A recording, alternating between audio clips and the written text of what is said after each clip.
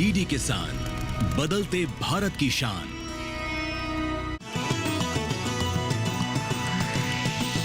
DD किसान, बदलते भारत की शान।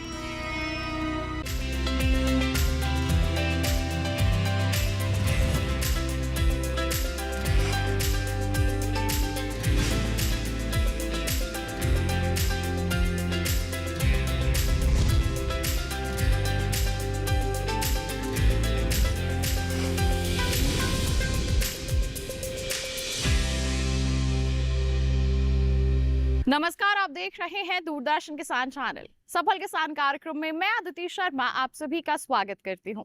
हमारा ये कार्यक्रम खास है क्योंकि इसमें हम कुछ खास लोगों से आपकी मुलाकात करवाते हैं। जी हाँ, ऐसे किसान जो सफलता की ऊंचाइयों को छू रहे हैं और साथ ही साथ बन रहे हैं अन्य किसानों के लिए प्रेरणा का स्रोत। आज के हमारे इस एपिसोड में हम आपकी मुलाकात करवाएंगे राजस्थान के झुंझुनू में रहने वाले हमारे सफल किसान अनिल कुमार जी से। बता दें आपको, ये पारंपरिक खेती के साथ साथ बागवानी भी करते हैं, सफलता हासिल किए हुए हैं, अन्य किसानों के लिए प्रेरणा का स्रोत बने हुए हैं। तो फिर आइए इनकी दास्तान को जानने के लिए रुख करते हैं राजस्थान के झुंझुनू का।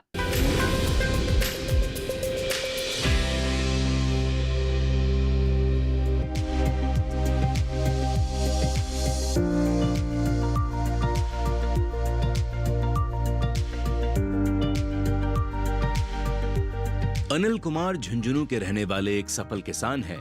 इनके पिता का नाम हरिदयाल सिंह है। पिछले कई वर्षों से ये अपने खेत में विभिन्न प्रकार की फसलों की खेती कर रहे हैं। पारंपरिक खेती के साथ वे बागवानी भी कर रहे हैं। इनके बागों में 400 से लेकर 500 तक मौसमी के पेड़ लगे हुए हैं। 100 से 150 नीम के पेड़ भी हैं। इसके अलावा इन्होंने अपने बाग में नींबू के पेड़ भी लगा रखे हैं। इन पेड़ों से अनिल कुमार को अच्छी पैदावार प्राप्त हो रही है, जिससे वे अपनी वार्षिक आय में बढ़ोतरी करने में सक्षम हुए हैं। हम यहाँ खेती काफ़ी दिनों से खेती कर रहे हैं और अब ये पेड़ लगा रखे हैं डालमिया ट्रस्ट की तरफ से कम 400-500 मौसमी हैं, 100-150 मालाबार नीम है।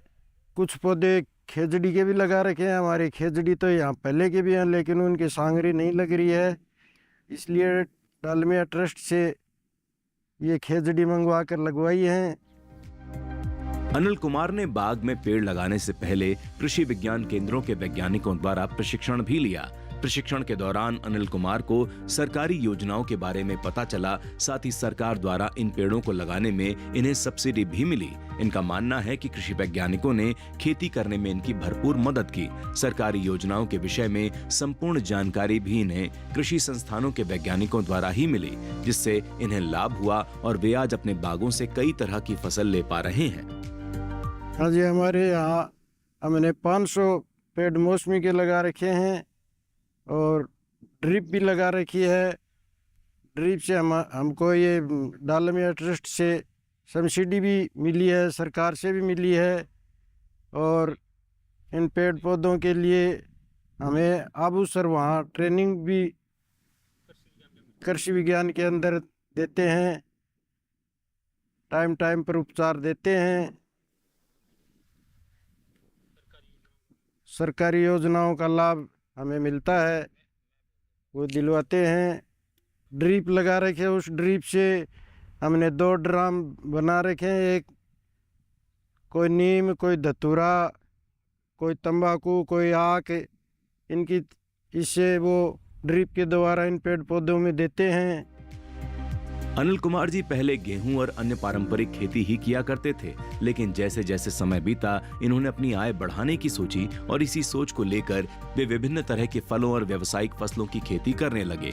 आज अनिल अपने खेतों में गेहूं के अलावा चना, मसूर, मूंग, मेथी की खेती कर रहे हैं। वे अपने खेत की खाली जगहों में भी कई तरह के फलों की खेती कर रहे हैं। इनका मानना है कि कुछ ही सालों में इन फसलों से उन्हें अच्छी पैदावार मिलने लगेगी और उनकी वार्षिक आय में बढ़ोतरी होगी। पहले तो ये यहाँ गेहूँ, सरसों आदि बाते थे। उसके बाद में डालमिया ट्रस्ट से जुड़े, तब इन्होंने बताया तो हमने पेड़ पौधे लगाए हैं। इसमें भी जो खाली जगह है उनमें कोई मसूर है, कोई मूंग है, कोई मेथी है, इस पे उत्पादन कर रहे हैं। 2-3 साल बाद में ये बड़े हो जाएंगे तो इससे उत्पादन करेंगे। लगभग 2 साल बाद तक उसमें फल मिलना चालू हो जाएगा। इससे पानी की हमें कमी है, पानी की बचत हो जाएगी, समय मजदूरी कम लगेगी, खर्चा कम होगा, मुनाफा ज़्यादा होगा इससे।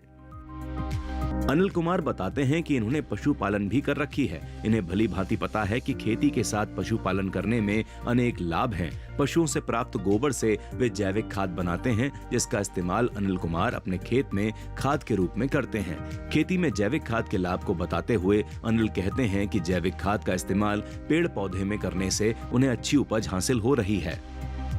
हाँ, 2-3 बीघा के अंदर मेथी भी बो रखी है, उससे भी हमें 8-10 हज़ार रुपये की पैदा हो जाती है। 2-3 जानवर डांगर रखते हैं, उसकी गोबर की खाद जैविक खाद के रूप में इसको देते हैं। इस गोबर की खाद बना के इस पेड़ पौधों में इस्तेमाल करते हैं, खेती में देते हैं, उससे हमें काफ़ी फायदा होता है। अनिल कुमार ने अपने बाग में पपीता के 1500 से 1600 पेड़ लगाए हुए हैं। वैज्ञानिकों की सलाह पर इन्होंने पपीते की उन्नत किस्म का चुनाव किया है और पेड़ की देखभाल और रखरखाव भी वे वैज्ञानिकों से सुझाव लेकर वैज्ञानिक ढंग से करते हैं, जिससे उन्हें लाभ हो रहा है। अनिल समय समय पर कृषि विज्ञान केंद्रों के वैज्ञानिकों से सुझाव लेते रहते हैं। पौधे में अगर किसी प्रकार के रोग या व्याधि लग जाती है, तब वे वैज्ञानिकों के सुझाव पर पेड़ों के स्वास्थ्य के लिए उचित कीटनाशकों का छिड़काव करते हैं। हमने पपीता के 1500-1600 पेड़ लगा रखे हैं। ताइवान पपीता है। ये यहाँ पर ट्रेनिंग में जाते हैं, देखते हैं, वहाँ पर ही उनकी सलाह ले करके ये पेड़ लगाए हैं। अब उसर से ये जानकारी ली है, इससे ये अनुमान है कि एक पेड़ तकरीबन कुंटल भर पौधे में हो जाएगा। तो इनकी जानकारी के लिए नए नए हैं, इससे ये उत्पादन कर रहे हैं। ड्रिप लगा रखी है। कृषि विज्ञान से डालमिया ट्रस्ट से कुछ जानकारी लेते हैं, दवाई रोग राग आदि की जानकारी लेके इसमें ड्रिप स्प्रे भी करते हैं।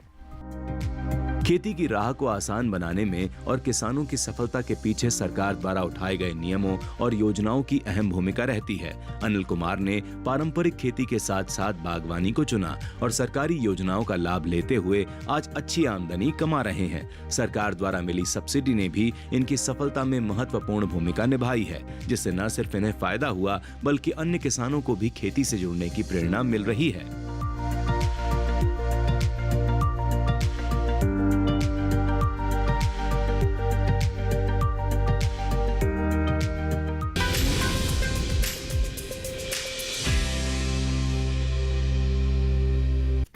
फिलहाल रुक रहे हैं एक छोटे से ब्रेक के लिए। आप कहीं मत जाइए। ब्रेक के बाद हम मुलाकात करेंगे हमारे सफल किसान अनिल कुमार जी से एक बार फिर और उनकी पारंपरिक खेती, बागवानी और पशुपालन के बारे में जानेंगे। बने रहिए दूरदर्शन किसान पर, देखते रहिए कार्यक्रम सफल किसान।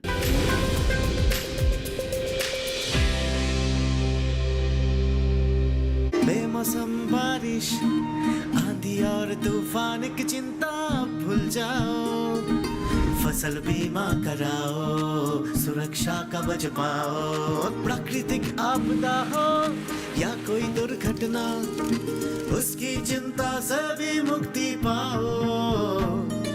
फसल बीमा कराओ। हमने फसल बीमा योजना को अधिक प्रभावी बनाया, उसके दायरे में ज्यादा किसानों को लाए।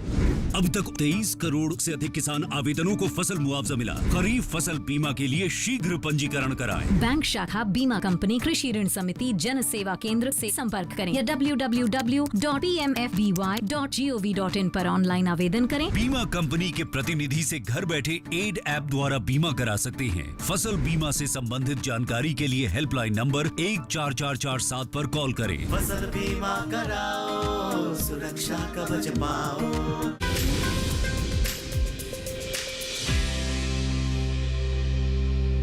ब्रेक के बाद दूरदर्शन किसान चैनल के कार्यक्रम सफल किसान में आप सभी का फिर से स्वागत। आइए किसान भाइयों बहनों, रुख करते हैं एक बार फिर हमारे सफल किसान अनिल कुमार जी का। जानते हैं कि कैसे पारंपरिक खेती के साथ साथ वो बागवानी और पशुपालन को अपनाए हुए हैं और कैसे अच्छी आमदनी अर्जित कर रहे हैं।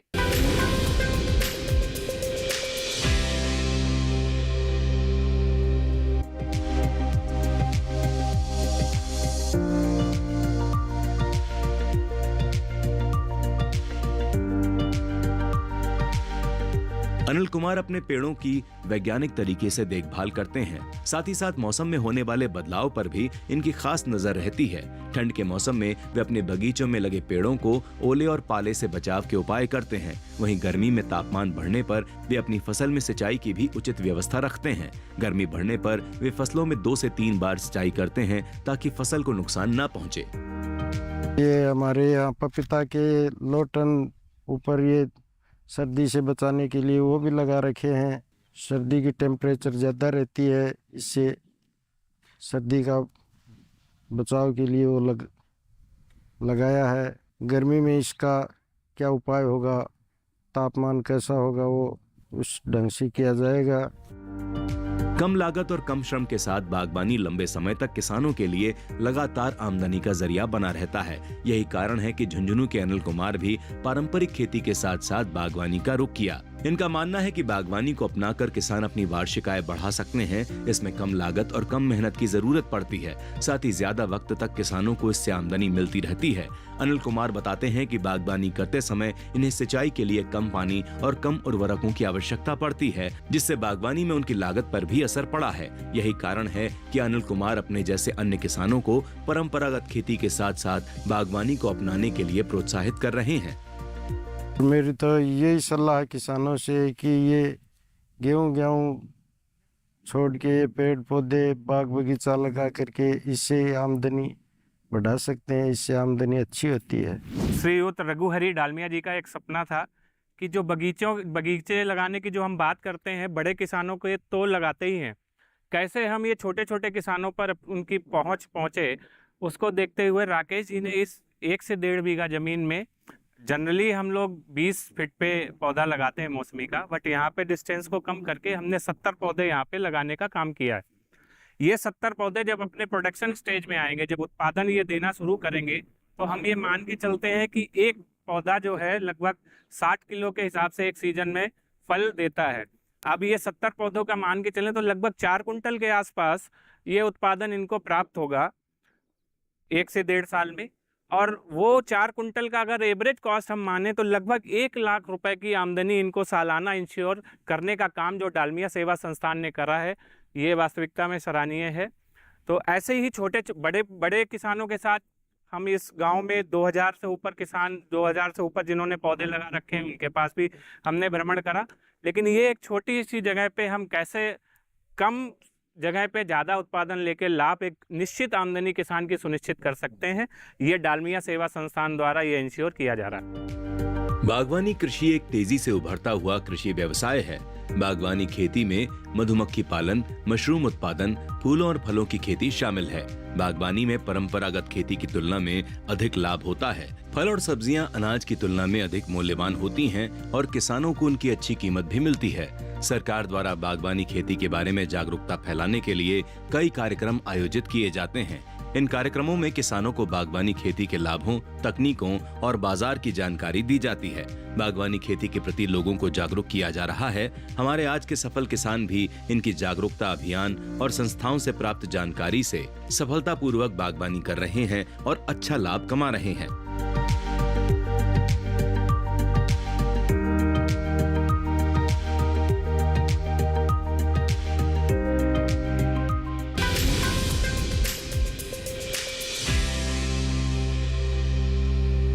कार्यक्रम में फिर रुक रहे हैं एक और छोटे से ब्रेक के लिए। आपका ही मत जाइए, हम जल्द ही हाजिर होंगे। ब्रेक के बाद जानेंगे क्षेत्र के कृषि विज्ञान केंद्र की भूमिका के बारे में। बने रहिए दूरदर्शन किसान पर, देखते रहिए कार्यक्रम सफल किसान।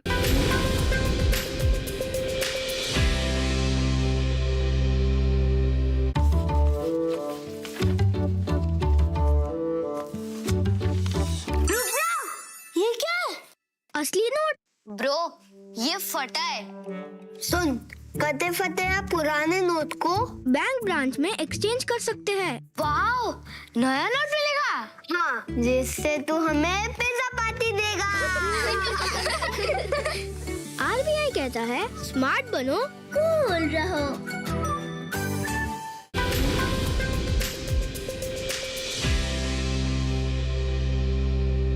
ब्रेक के के बाद दूरदर्शन किसान चैनल के कार्यक्रम सफल किसान में आप सभी का फिर से स्वागत है। आइए किसान भाइयों बहनों क्षेत्र के केवीके का रुख करते हैं, वहां के वैज्ञानिकों से रूबरू होते हैं, जानते हैं कि किस तरह के प्रयास उनके द्वारा किए जा रहे हैं ताकि वो जो क्षेत्र के ग्रामीण हैं, युवा हैं, उन्हें मदद कर सके आगे बढ़ने के लिए।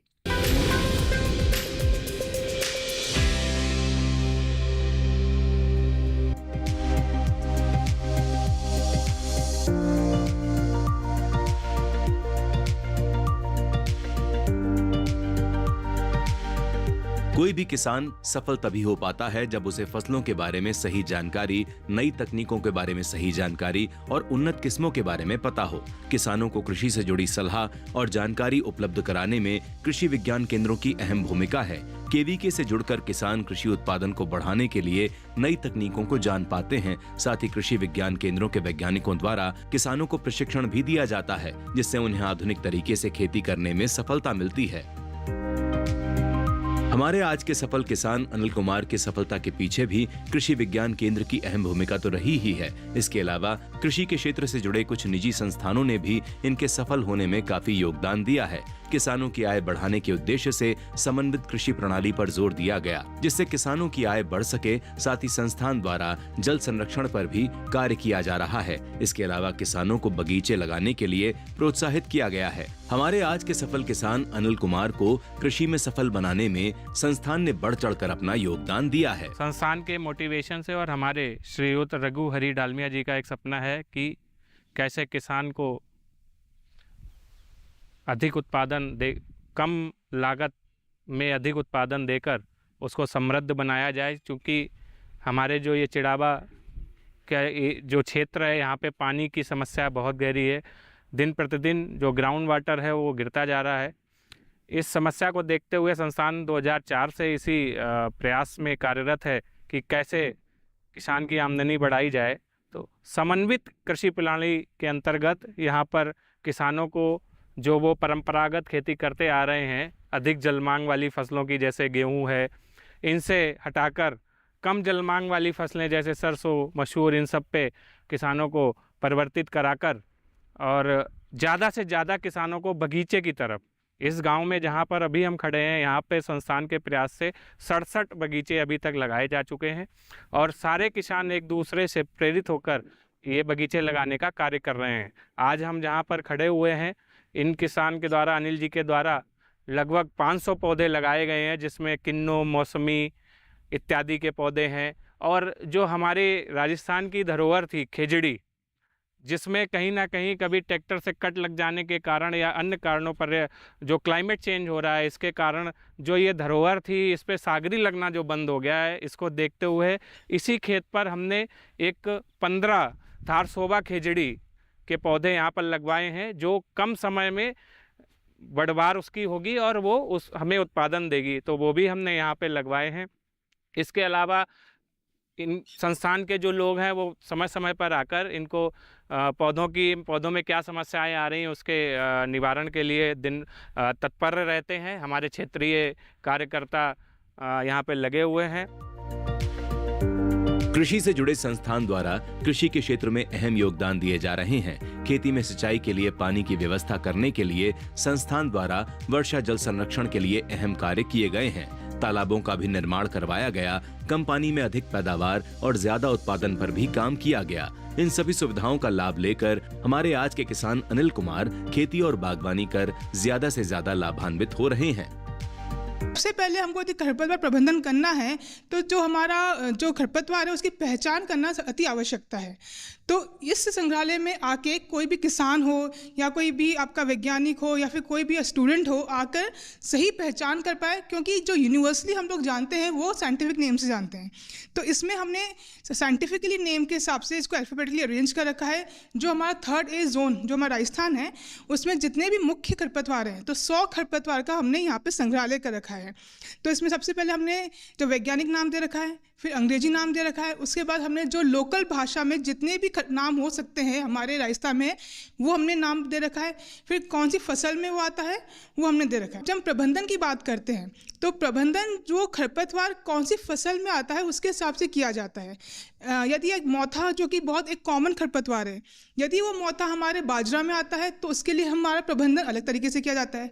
वही मोथा यदि हमारी मूंगफली की फसल में आता है तो उसका प्रबंधन हम अलग तरीके से करते हैं। तो जो इसका प्रबंधन है वो फसल के हिसाब से किया जाता है। तो उसके लिए हमने अलग से इसके जो मैनेजमेंट पार्ट है हमने शो कर रखे हैं। तो और इसके अलावा इस संग्रहालय में हमने जो खरपतवार के बीज हैं उसको भी हमने इकट्ठा करके उसको डिस्प्ले कर रखा है, क्योंकि जब हम किसान बीज खरीदने जाता है तो कई बार ऐसा होता है जो खरपतवार के बीज हैं वो भी उसकी जो मेन मुख्य फसल है उसके बीज के साथ मिलके आ जाता है। यदि किसान बीज को भी पहले ही आइडेंटिफाई कर लेगा तो उसके लिए सुविधा रहेगी कि वो बोने के पहले ही उसको प्रिवेंट कर लेगा वो उगने के लिए। तो इसमें हमने 100 खरपतवार की पहचान के हिसाब से इसको हमने अरेंज कर रखा है। दूसरा, हमने जो हमारे बीज है खरपतवार के उसको भी हमने यहाँ पे अरेंज कर रखा है। कृषि संस्थानों और सरकार द्वारा मिल रहे अनुदान और सब्सिडी का लाभ उठाकर देश के किसान खेती के क्षेत्र में ज्यादा से ज्यादा सफलता हासिल कर रहे हैं। साथ ही स्थानीय कृषि विज्ञान केंद्रों और वैज्ञानिकों के सुझाव के आधार पर खेती और बागवानी करने से सफल हो रहे हैं। अनिल कुमार जैसे सफल किसानों का मानना है कि परंपरागत खेती के साथ साथ बागवानी को अपनाकर किसान भाई अपनी आय दोगुनी करने में सफल हो सकते हैं।